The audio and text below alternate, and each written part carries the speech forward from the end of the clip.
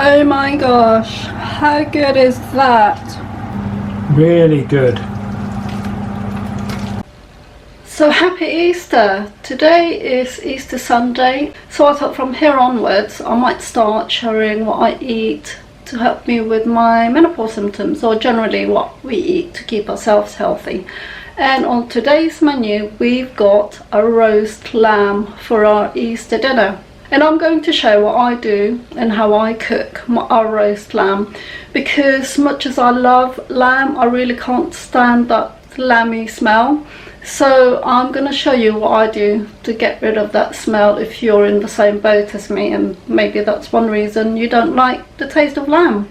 Here we've got a 2.126 kilo of lamb, and that's really important because it will help in terms of the cooking time, of knowing how long to cook it for.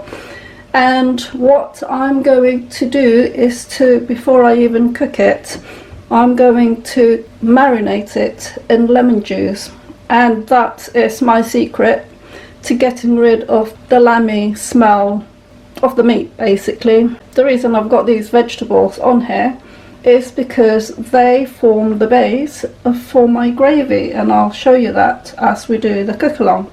Okay, I'm really sorry that I've had to put this clip in, that I know it's not from the original clip. But when I was editing the original clip, I came to realise that we're not supposed to show sharp kitchen implements, if you know what I mean.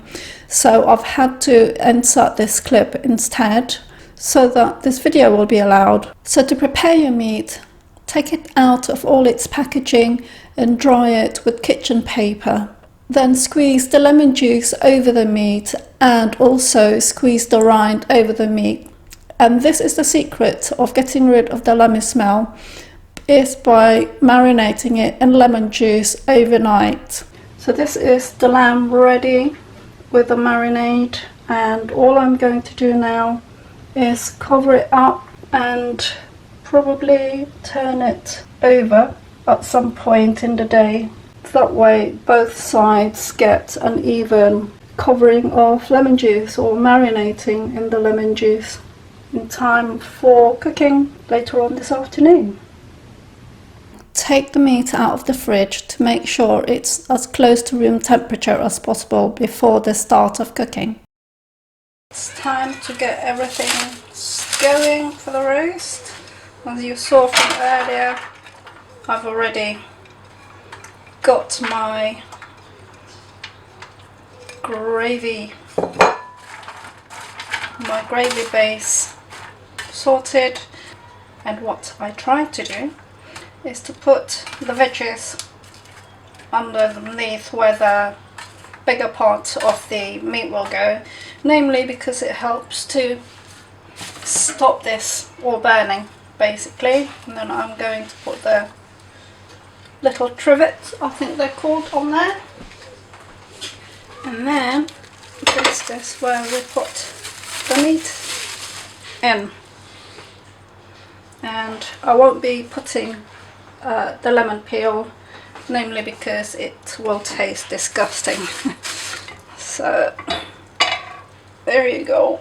Oh, lovely. You can smell it already. So I'm going to take this off, and I will pour the lemon over just to add to that flavouring.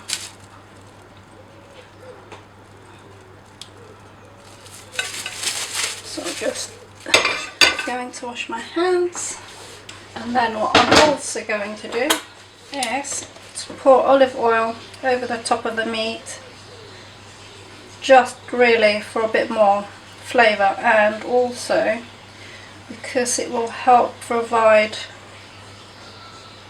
a little bit of fat, hopefully, for the gravy base. And we will always skim that anyway if it's too much when we do the gravy. And then season with lots of salt and pepper.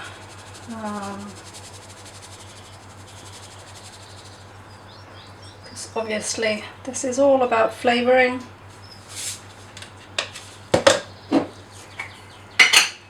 And the pepper.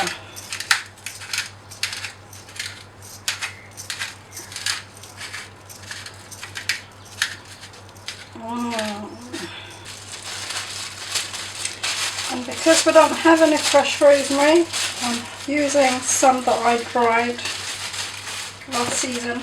This was rosemary that we were given from someone's garden.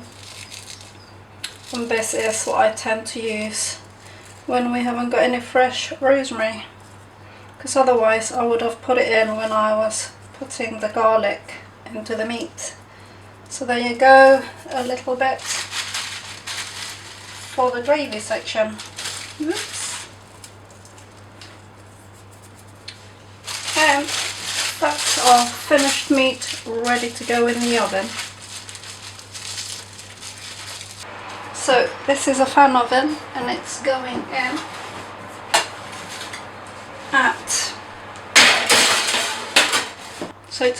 at 20 minutes on 180 and then 20 minutes for each 500 kilograms at 170, which is the equivalent of I think about gas mark 6. So start off at gas mark 7 for 20 minutes and then gas mark 6 for the remainder cooking time, which I always calculate about 20 minutes per 500 kilograms for medium rare. And now I've got to do the potatoes, clean them up, parboil them and put them at the bottom of the lamb at some point in the cooking time. Once the meat has had its cooking time, take it out of the oven and place on a carving board.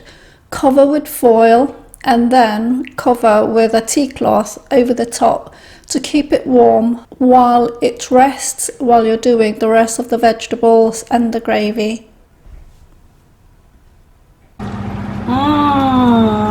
Look at that!